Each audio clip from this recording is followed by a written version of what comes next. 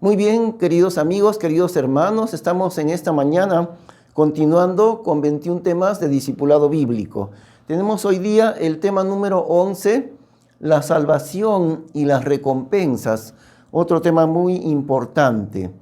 En primer lugar, hay dos juicios principales en la Biblia. Uno es exclusivamente el juicio de los que son salvos, el juicio de los creyentes.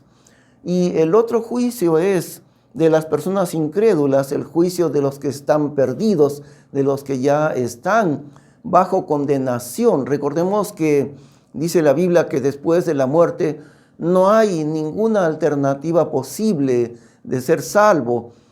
Y por eso es que hay dos juicios donde cada grupo exclusivamente los creyentes, el juicio de ellos y también exclusivamente el juicio de los incrédulos.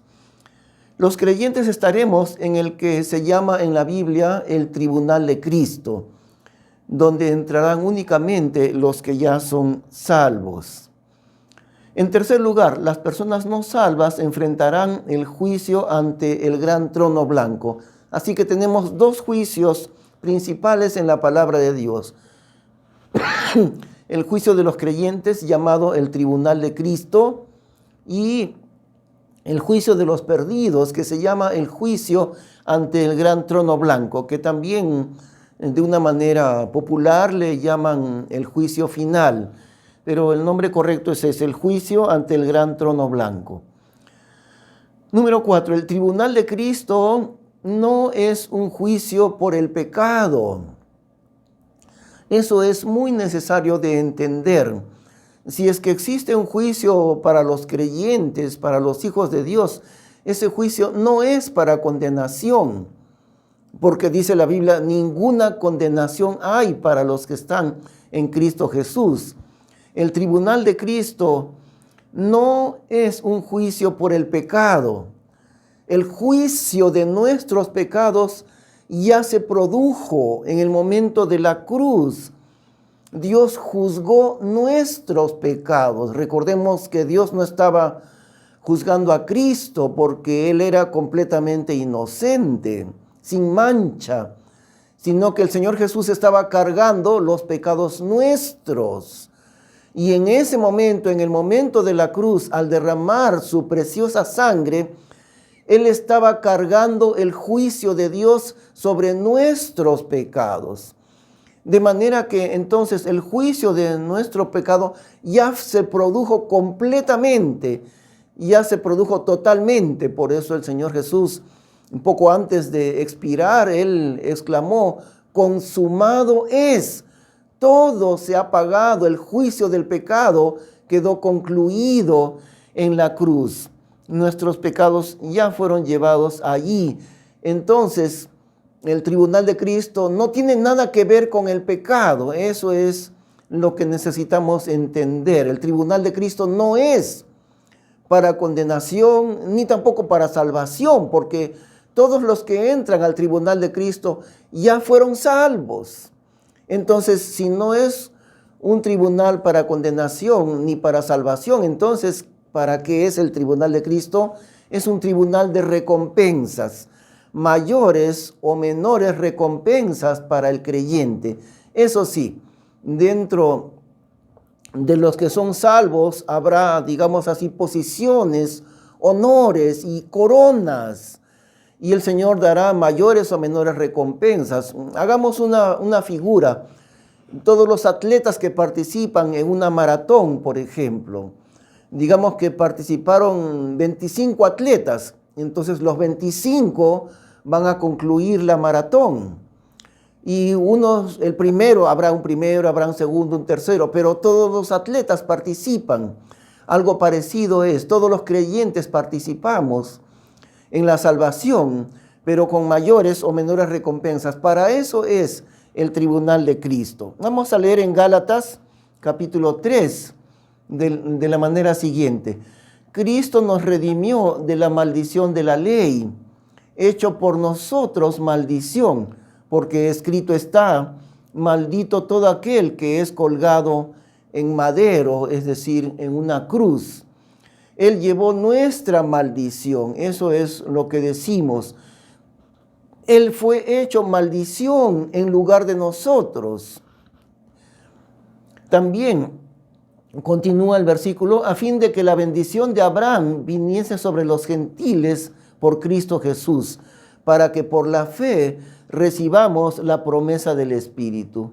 Siempre, siempre, por medio de la fe, no de ninguna otra manera, no por medio de la ley, sino únicamente por la fe en Cristo, viene la bendición de Dios, la bendición prometida a Abraham. Entonces Cristo llevó nuestro juicio, nuestro pecado. Cristo llevó la maldición de nuestro pecado completamente en la cruz.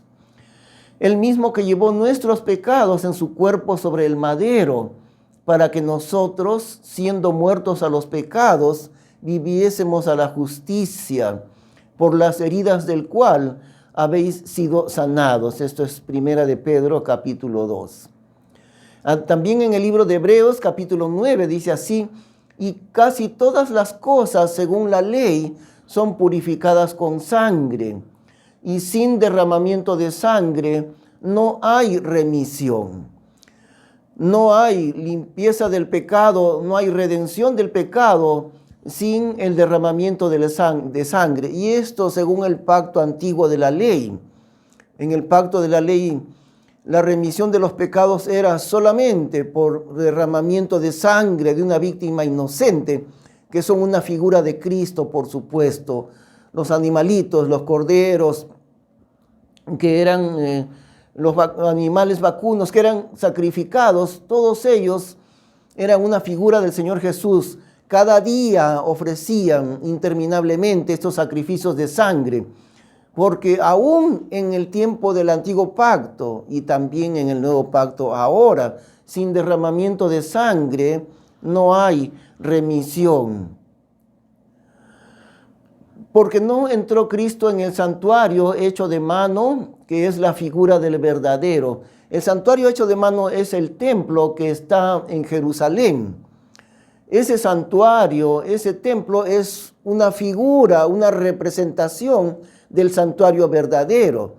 El santuario verdadero que está en la presencia de Dios en el cielo.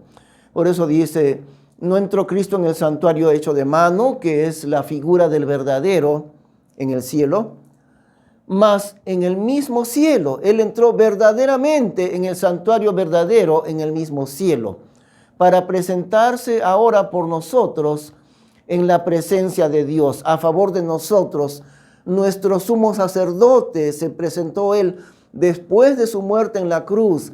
Luego de su resurrección, él subió al Padre y allí se presentó con su propia sangre, con su sangre preciosa en el santuario, en el mismo cielo, en la presencia de Dios, a favor de nosotros por la expiación de nuestros pecados.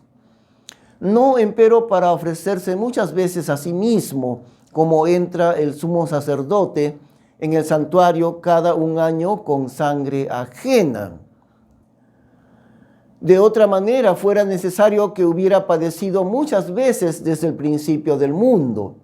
Mas ahora, una vez en la consumación de los siglos, para deshacimiento del pecado, se presentó por el sacrificio de sí mismo. Una vez, una sola vez. Si no hubiera sido eficaz su sacrificio de sangre, le hubiera sido necesario padecer muchas veces desde el principio del mundo. Pero no, su sacrificio de sangre en la consumación de los siglos, para deshacimiento del pecado, para deshacer el pecado de nosotros, se presentó por el sacrificio de sí mismo. Y no como el sumo sacerdote que presentaba sangre de animales, sino Cristo, nuestro sumo sacerdote, se presentó en el cielo, en el santuario del cielo, delante del Padre, por el sacrificio de sí mismo. Por la cual voluntad somos los santificados por medio de la ofrenda del cuerpo de Jesucristo, hecha una sola vez para siempre. Fíjase el énfasis varias veces. Si no hubiera sido eficaz su sangre, te hubiera tenido que padecer muchas veces, pero no. La ofrenda de su cuerpo fue hecha una sola vez para siempre, con un solo sacrificio. Nos hizo libres completamente del pecado. Eso es lo que enseña la Biblia. Y ciertamente todo sacerdote, en el Antiguo Testamento se refiere, y ciertamente todo sacerdote está en pie cada día, ministrando y ofreciendo muchas veces los mismos sacrificios que nunca pueden quitar los pecados. Pero el Señor Jesús, habiendo ofrecido por los pecados un solo sacrificio, otra vez, un solo sacrificio, una sola vez para siempre, está asentado para siempre a la diestra de Dios. Porque con una sola ofrenda, otra vez es la tercera vez que lo dice, porque con una sola ofrenda hizo consumados para siempre a los santificados. Nos hizo perfectos delante de Dios con una sola ofrenda de su sangre preciosa. Por eso decimos, el tribunal de Cristo, el juicio de los creyentes, no tiene nada que ver con la condenación, ni con la salvación. Porque todos los que entraremos al tribunal de Cristo ya fuimos salvos el día que creímos en el Señor Jesucristo. Desde aquel momento fuimos salvos. Ni siquiera en el momento de morir somos salvos. Somos salvos en el momento en que creímos en Cristo. Desde allí tenemos vida eterna. ¿Tiene usted vida eterna? ¿Se ha dado cuenta, hermano? Cuando usted creyó en Cristo, ha comprendido, ¿no es cierto?, que usted ya tiene la vida eterna. No necesita esperar al momento de morir. Usted ya tiene la vida eterna. Eso es lo que dice la palabra de Dios. Y de tal manera entonces que el tribunal de Cristo es un tribunal de premios, de coronas, de recompensas. El tribunal de Cristo no tiene nada que ver con el juicio del pecado, porque ya quedamos 100% libres del pecado en el momento de la cruz, como lo dice la palabra de Dios, Hebreos 10:14, porque con una sola ofrenda hizo consumados, o sea, completos, perfectos, para siempre a los santificados, a los creyentes en Cristo. Pasamos al número 5. En el tribunal de Cristo se examinará bajo fuego nuestras obras para recompensas, como decimos, no para salvación. Leemos en Romanos capítulo 14, verso 10. Mas tú, ¿por qué juzgas a tu hermano? O tú también, ¿por qué menosprecias a tu hermano? Porque todos hemos de comparecer delante del tribunal de Cristo. Así le llama la palabra de Dios. Ahora fíjese que usa 2 veces la palabra hermano. No se está refiriendo a los incrédulos, se está refiriendo a los hermanos, o sea, a los creyentes en Cristo. Todos, porque todos, es decir, todos los hermanos, todos los creyentes hemos de comparecer delante del tribunal de Cristo. Ahora pasamos a 1 Corintios capítulo 3, que es donde nos habla con mayor detalle acerca del tribunal de los creyentes. Empero el que planta y el que riega son una misma cosa. Ahora en este pasaje Pablo estaba hablando en los versos anteriores acerca de Apolos, que había plantado y luego había regado otra persona. Entre Pablo y Apolos habían plantado y habían regado. A eso se refiere, a la obra de Dios como una labranza, aunque cada uno recibirá su propio galardón conforme a su labor. Esto es lo que estará en juego en el tribunal de Cristo, el galardón que hemos de recibir conforme a nuestra labor, ya sin relación alguna con el pecado, sino con nuestro servicio al Señor. A eso se refiere el tribunal de Cristo. Cada uno recibirá su propio galardón conforme a su labor. Y fíjese con cuidado, no habla absolutamente nada de la condenación ni de la salvación, porque ya no se trata de eso. El tribunal de Cristo es para premios, para coronas. Porque nosotros colaboradores somos con Dios. vosotros labranza de Dios sois, edificio de Dios sois. Y cuando el apóstol dice nosotros, está hablando de ellos, de los apóstoles, de los profetas, refiriéndose a ellos como colaboradores con Dios. Y vosotros, o sea, todos los creyentes, todos los hermanos en Cristo, labranza de Dios sois, edificio de Dios sois. Aquí, en cuanto al tribunal de Cristo, usa la figura de un edificio, del edificio espiritual del Señor. Seguimos leyendo.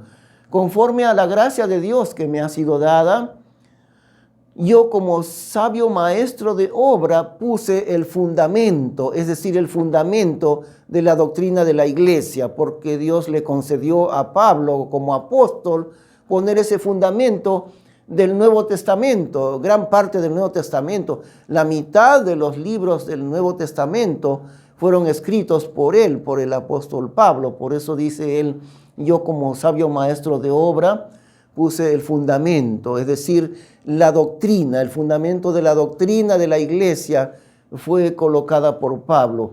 Mas otro prosigue el edificio, empero cada uno vea cómo edifica sobre él. Está hablando de la figura de un edificio espiritual.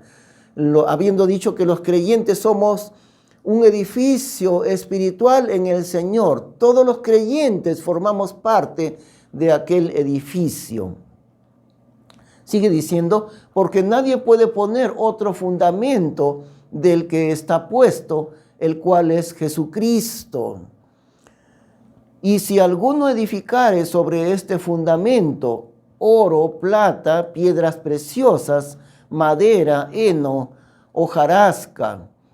El fundamento es el Señor Jesucristo mismo. Él es el cimiento del edificio. Él es la piedra angular, como también dice en otros momentos. Él es la piedra angular, la base, donde está edificado el edificio completo.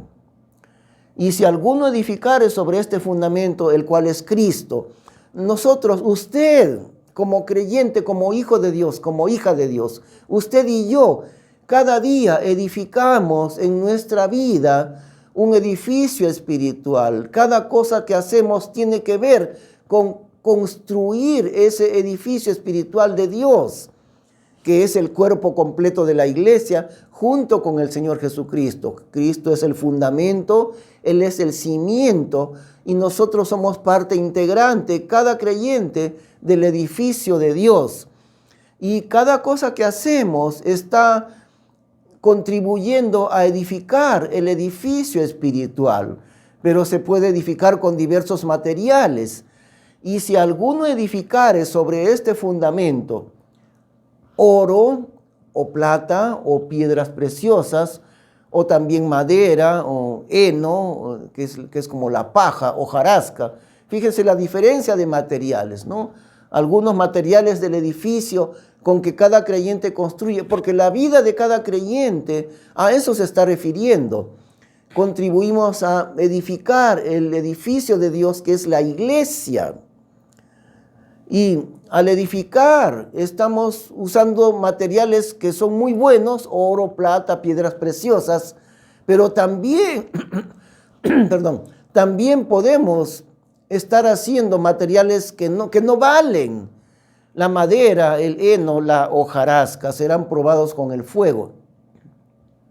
La obra de cada uno será hecha manifiesta en el día del tribunal de Cristo, porque el día la declarará, porque por el fuego será revelada, y la obra de cada uno, cual sea, el fuego hará la prueba. Claro, Dios tomará, fíjese, diversos materiales. Dios tomará lo que hemos hecho, lo que cada creyente ha hecho con su vida. Y si lo que cada creyente ha hecho con su vida, recuerden, no está juzgando Dios el pecado. El pecado ya fue juzgado en la cruz, todo nuestro pecado. Lo que está juzgando Dios es las obras, nuestro servicio al Señor. Dios considera que cada cosa que nosotros hacemos, cada momento de nuestra vida, es parte de construir el edificio de Dios, que es la iglesia. En Cristo, el cimiento, y nosotros encima de él construimos cada creyente ese edificio de Dios. Y cada cosa que hacemos, cada minuto de nuestra vida contribuye a la edificación del edificio de Dios. Por eso, si estamos construyendo lo que hayamos construido cada día de nuestra vida, Dios examinará lo que usted ha hecho cada día en su vida como creyente. Y el fuego revelará, hará la prueba. Si la obra de alguno, y la obra de cada uno cual sea, el fuego hará la prueba.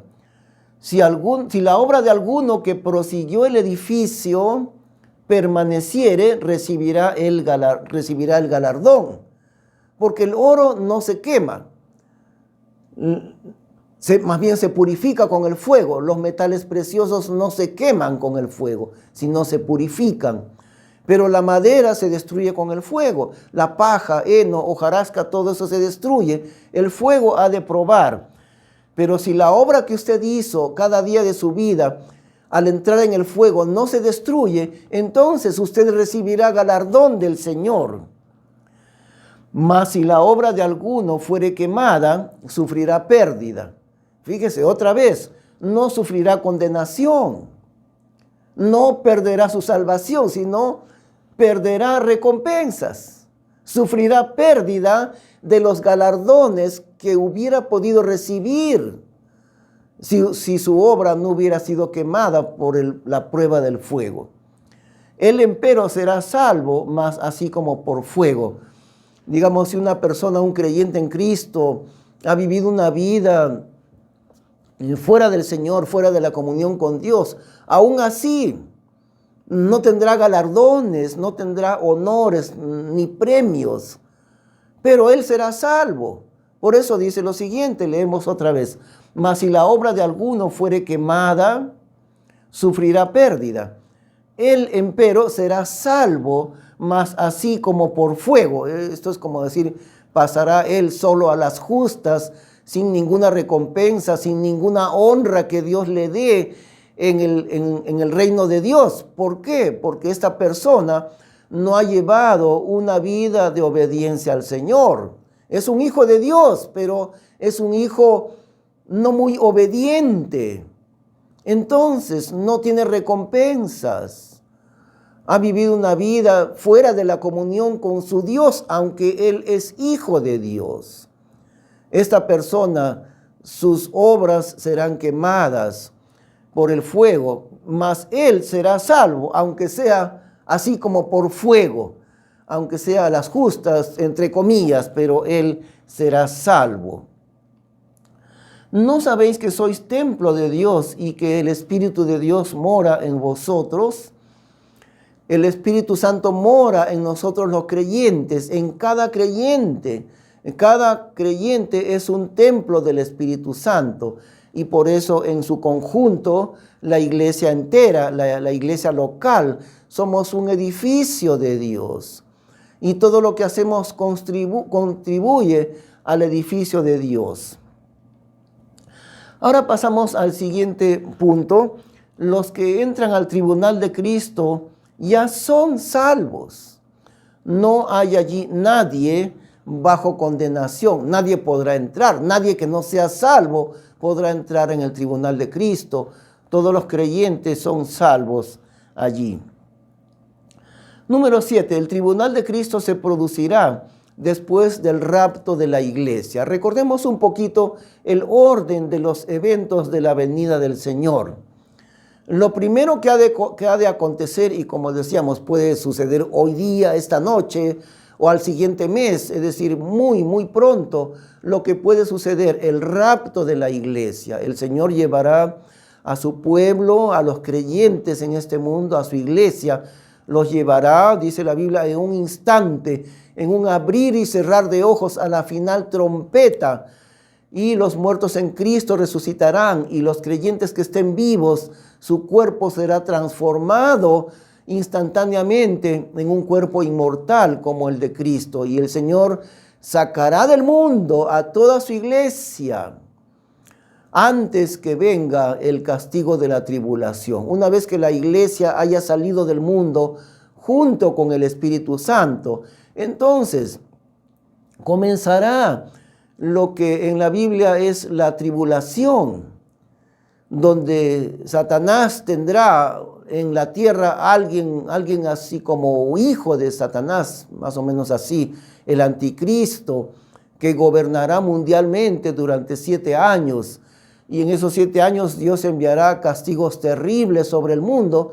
Y en Apocalipsis dice que ni aun con tantos castigos terribles, ni aun así se arrepentirán. En lugar de arrepentirse, buscarán la muerte. No buscarán a Dios, no buscarán el perdón de Dios. No se arrepentirán, sino querrán morir en lugar de arrepentirse. Esa será la reacción de la mayor parte de personas en este mundo en los 7 años de tribulación. Una maldad absolutamente extrema. Y todavía habrá personas salvas allí. Siempre está la misericordia de Dios. Todavía millones de personas creerán en Cristo. Y los judíos, la nación de Israel también, al final de la tribulación se convertirá de golpe, todos ellos. Pero las personas que sigan a Cristo será bajo persecución, bajo muerte, en realidad, no como el día de hoy. Entonces el tribunal de Cristo se ha de producir después del rapto de la iglesia, y después del rapto vendrá la tribulación. Después de la tribulación, el Señor Jesús instalará su reino milenial, 1000 años del gobierno del Señor Jesús. Su trono será en la ciudad de Jerusalén. Nosotros, los creyentes de la iglesia, reinaremos juntamente con Él, juntamente con Cristo. Recuerde, la iglesia es la esposa de Cristo. Y todo lo que el esposo tiene cuando una pareja contrae matrimonio, por derecho de matrimonio, ella adquiere lo que tiene el esposo. Supongamos que una novia no tiene muchos bienes materiales, pero supongamos que el novio es una persona rica. Entonces, al momento de casarse por derecho de matrimonio, todas las riquezas de él también pasan a ser riquezas de ella. Eso es lo que pasa con Cristo y la iglesia que somos nosotros. Por derecho de matrimonio, la iglesia como esposa de Cristo reinará. Nosotros reinaremos junto con Él en el tiempo del milenio. Israel también participará del reino como la familia del rey. Hemos mencionado los eventos del futuro, ¿no? El rapto de la iglesia en primer lugar, en segundo lugar, los 7 años de la tribulación. Y en tercer lugar el milenio. Pero el tribunal de Cristo se producirá después del rapto de la iglesia y se realizará en el cielo, porque la iglesia estará en el cielo. Número 8, esto es el juicio de las personas incrédulas. El juicio ante el gran trono blanco será después del milenio. Entonces, una vez más, repasando el rapto, luego el rapto de la iglesia, luego la tribulación, después de eso el milenio, reinando Cristo 1000 años. Después de eso vendrá justamente esto, el juicio ante el gran trono blanco, lo que llaman algunos el juicio final, será después del milenio. Y después del juicio del trono blanco, Dios ha de crear nuevos cielos y nueva tierra, donde ya no habrá más pecado, en donde mora la justicia.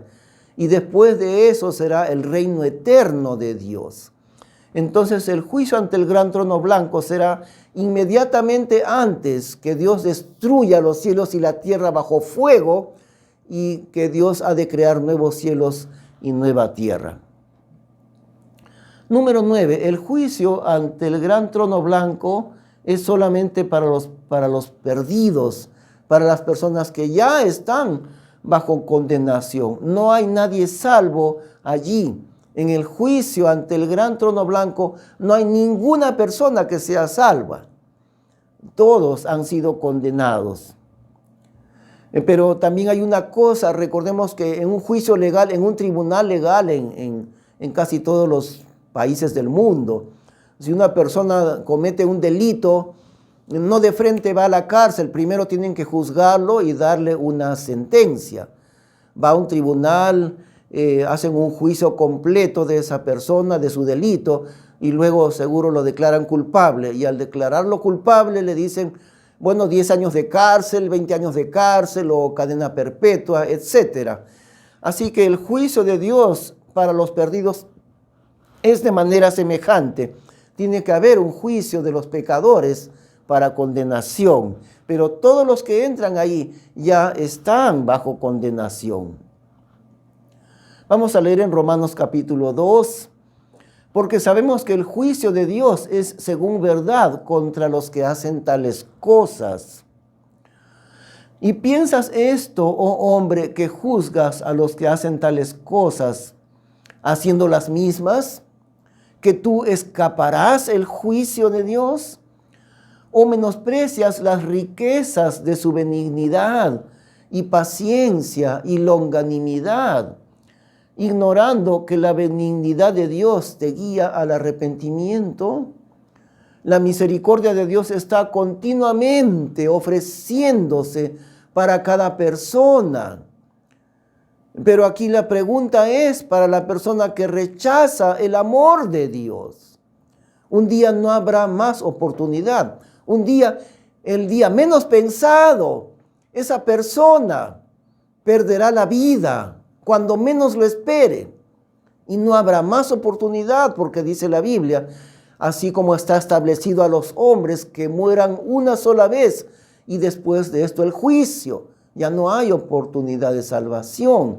Mientras tanto, todavía en este momento, la palabra de Dios hace esa pregunta al incrédulo. ¿O menosprecias las riquezas de su benignidad y paciencia y longanimidad? Esta palabra longanimidad es la paciencia alargada de Dios, ignorando que la benignidad de Dios te guía al arrepentimiento. Sigue diciendo, antes, según tu dureza y tu corazón impenitente, atesoras para ti mismo ira, para el día de la ira y de la manifestación del justo juicio de Dios. Porque no hay acepción de personas para con Dios. Porque todos los que sin ley pecaron, sin ley también perecerán. Y todos los que en la ley pecaron, por la ley serán juzgados. Ahora, esto se refiere a la ley de Dios, por supuesto, ¿no? La palabra ley siempre se refiere a la ley de Moisés, a la ley del Antiguo Testamento. Y aquí está hablando una vez más de dos pueblos diferentes, el pueblo de Israel, la nación judía, y las naciones gentiles. Entonces, fijémonos que en ambos casos, tanto los que tuvieron la ley de Dios, la palabra de Dios, como los que no tuvieron la palabra de Dios. Y varias veces a mí me han hecho la siguiente pregunta: ¿qué hay con nuestros antepasados? ¿Qué hay acerca de los incas? Y también de otros pueblos primitivos, de otros pueblos en muchas naciones que nunca conocieron la Biblia, nunca tuvieron acceso a la palabra de Dios. Nuestros antepasados, los incas, nunca conocieron la Biblia. Entonces a ellos, todos ellos se refieren, porque todos los que sin ley pecaron, sin ley también perecerán. Aún así que no tuvieron el acceso a la ley de Dios, a la palabra de Dios, aún así, sin ley también perecerán. Y todos los que en la ley pecaron, por la ley serán juzgados y en realidad tendrán un mayor juicio, porque conocieron la palabra de Dios. De tal manera que no hay excepción. Esa pregunta que hacen, ¿qué hay? ¿Cómo Dios juzgará a los incas? De la misma manera que los que tuvieron la Biblia al día de hoy. No tuvieron la ley de Dios, los incas, pero aún así perecerán. Y yo no puedo dar la explicación a todo esto, porque también cuando me preguntan qué pasó con los incas, ¿por qué no pudieron ser salvos? Dice la Biblia que sin ley también perecerán, sin la Biblia, pero también perecerán, también serán condenados. Más allá de eso, hay muchas cosas que no puedo contestar, no podemos contestar. Dios lo sabe. Lo que sabemos es que Dios es perfectamente justo. Él no es como el hombre. Pero Dios no hace acepción de personas, tanto judíos como gentiles, tanto aquellos que conocieron la Biblia como los que no la conocieron. Igualmente serán juzgados y perecerán. Tenemos también aquí una referencia del Señor Jesús a lo que es la condenación del infierno, y entre paréntesis vamos a explicar qué es esto, las maneras como la Biblia describe lo que es el infierno. En este caso lo describe como el fuego eterno, refiriéndose a que Dios les dirá en el tiempo final. Entonces dirá también a los que estarán a la izquierda: idos de mí, malditos, al fuego eterno que está aparejado para el diablo y sus ángeles.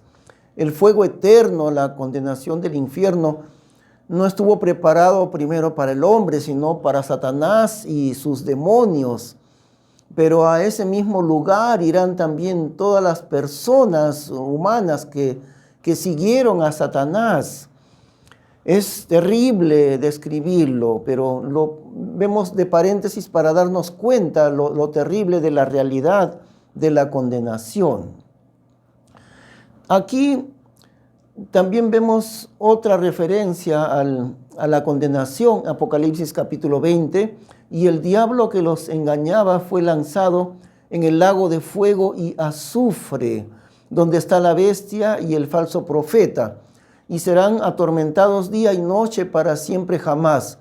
Notemos este detalle: en el lago de fuego y azufre.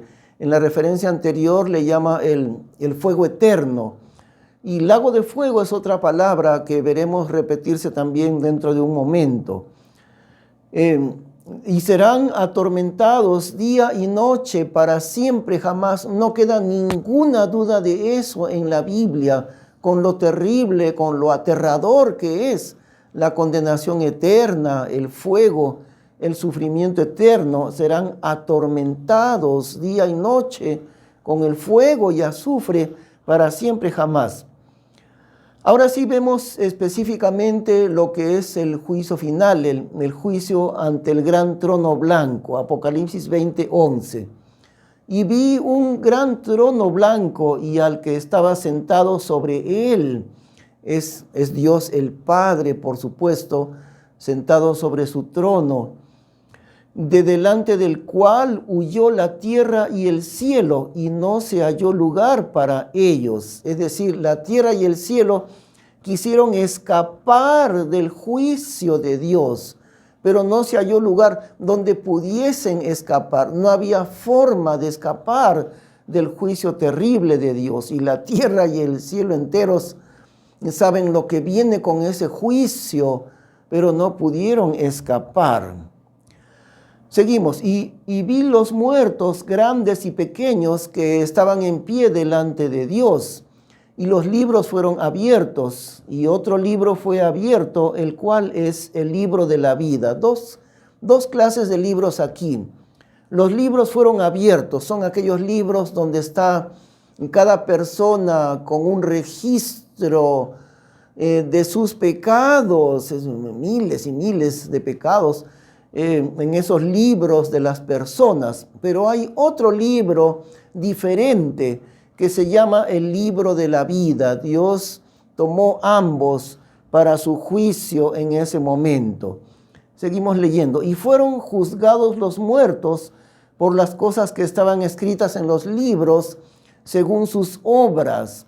Miren, según sus obras, eso es lo terrible del juicio de Dios. Según sus obras, según sus pecados. Ahora, usted y yo, si usted ha creído en Cristo, usted, cualquier persona que es un hijo de Dios, no recibe el juicio de Dios según sus obras, sino simplemente que nuestras obras, nuestros pecados, ya quedaron bajo el juicio de Dios, ya recibieron el juicio de Dios. En el momento de la cruz del Calvario, la sangre preciosa de Cristo borró nuestras malas obras, borró nuestros pecados. Pero ay de aquellas personas que no confiaron en Cristo para ser perdonados, porque todas sus obras están allí registradas y fueron juzgados por aquellos registros. Y la mar dio los muertos que estaban en ella, y la muerte y el infierno dieron los muertos que estaban en ellos, y fue hecho juicio de cada uno de ellos nuevamente, según sus obras, ahí, según sus pecados registrados en los libros. Y la muerte y el infierno fueron lanzados en el lago de fuego. Otra palabra, ¿no? En este caso ya es la condenación eterna. Lo que es el infierno, todo ello fueron lanzados en el lago de fuego, que es el lugar eterno de condenación.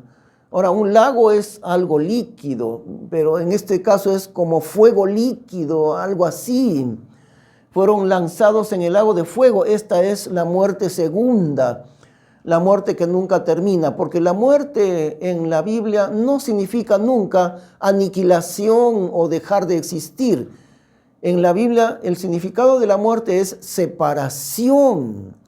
Cuando Dios le advirtió a Adán que él iba a morir el día que comiese del árbol del bien y del mal, en ese día Adán murió, es decir, el Espíritu Santo de Dios que moraba en Adán se separó de él y Adán quedó muerto espiritualmente por el pecado, separación. El Espíritu Santo se separó del hombre y el hombre quedó muerto en sus pecados. Eso fue la primera parte de la muerte. Luego viene, claro, la muerte del cuerpo. Todos morimos en el cuerpo, es decir, el espíritu se separa del cuerpo del hombre. También separación. Y por último, la muerte, lo que es llamado aquí la muerte segunda, el hombre queda eternamente separado de Dios, en sufrimiento eterno. No deja de existir, no es aniquilado, sino que es separado. Y al estar separado de Dios eternamente, el hombre estará en sufrimiento eterno. Eso es la condenación. Y el que no fue hallado escrito en el libro de la vida fue lanzado en el lago de fuego. Muy bien, el último punto de nuestro estudio. El libro de la vida lleva nuestros nombres, pero no registra ninguno de nuestros pecados. Eso es lo maravilloso para los creyentes, que en el libro de la vida nuestro nombre está allí, pero no está ninguno de nuestros pecados, quedaron borrados. ¿Qué pasó con el registro de nuestros pecados? Dios lo desapareció. No existen delante de Dios ninguno de nuestros pecados. Fueron llevados, fueron cargados, fueron expiados por la sangre preciosa de Cristo en el momento de su cruz. Y es por eso que en el libro de la vida no existe ningún registro de pecado, solamente está el nombre de las personas. Dios en el momento del juicio en su trono blanco consultará el nombre de las personas. Hará dos cosas Dios. Uno, que lo juzgará según el registro de sus pecados. Y en segundo lugar, consultará su nombre en el libro de la vida. Y si su nombre no está en la lista del libro de la vida, también entonces será condenado. Pero en este libro de la vida es lo maravilloso que ahí no queda registro, no queda ninguna memoria jamás del pecado de los que han creído en Cristo. Ha sido borrado por su sangre preciosa. Y así lo dice, ¿no? Y el que no fue hallado escrito en el libro de la vida fue lanzado en el lago de fuego. Hacemos un repaso finalmente de lo que hemos aprendido. Número 1, hay dos juicios principales en la Biblia, el de los creyentes y el de los incrédulos. 2, los creyentes estaremos en el que se llama el tribunal de Cristo dentro de la Biblia, exclusivamente para los que son salvos, los que son hijos de Dios. 3. Las personas no salvas enfrentarán el juicio ante el gran trono blanco. Número 4. El tribunal de Cristo no es un juicio por el pecado, porque nuestros pecados ya fueron juzgados en la cruz. Y dice la Biblia, ahora pues ninguna condenación hay para los que están en Cristo Jesús. Ninguna condenación para ellos. Número 5. En el tribunal de Cristo se examinará bajo fuego nuestras obras para recompensas, no para salvación. Dios nos dará galardones mayores o menores, recompensas, honores, coronas. Todo ello bajo lo que nosotros hemos hecho en nuestra vida desde el momento en que fuimos salvos por el Señor. Y no tiene que ver nada con la salvación, el tribunal de Cristo, ni con la salvación, ni tampoco con la condenación. Porque todos los que entraremos en el tribunal de Cristo ya fuimos salvos desde el momento de haber creído en el Señor Jesucristo. Número 6. Los que entran al tribunal de Cristo ya son salvos. No hay allí nadie bajo condenación en su tribunal. Número 7, el tribunal de Cristo se producirá después del rapto de la iglesia. Recordamos que la iglesia será raptada, en cualquier momento será llevada. Y luego entonces de eso, estando la iglesia en el cielo, se producirá el tribunal de Cristo para los creyentes en el cielo. Número 8, el juicio ante el gran trono blanco será después del milenio. Al terminar el reino milenial, el reino terrenal del Señor Jesús, que no es eterno todavía, allí vendrá el juicio final del gran trono blanco. Inmediatamente antes de que Dios deshaga los cielos y la tierra bajo fuego, y antes que Dios haya de crear cielos nuevos y tierra nueva, será el juicio final. Número 9, el juicio ante el gran trono blanco es solamente para los perdidos. No hay nadie salvo allí. Esto es completamente contrario del juicio de los creyentes. Aquí no hay ningún creyente. Todos son personas bajo condenación en el juicio del gran trono blanco. Número 10. El libro de la vida lleva nuestros nombres, pero no registra ninguno de nuestros pecados. Muy bien. Llegamos al final de esta clase. Permítame orar un instante por usted. Señor, gracias por cada persona que está escuchando la palabra tuya, Señor. Rogamos que le des entendimiento, que abra su corazón, su mente, por el Espíritu Santo, que es el maestro de tu palabra, Señor, para que pueda entender, para que pueda ser librado de la condenación del infierno, para que pueda recibir vida eterna. Gracias, Señor Padre Celestial, en el nombre de Cristo Jesús. Amén. Que el Señor le bendiga. Estaremos nuevamente llenos de mucho gozo en este aprendizaje de la Biblia en la próxima clase de 21 temas de discipulado bíblico. Muchas bendiciones a usted.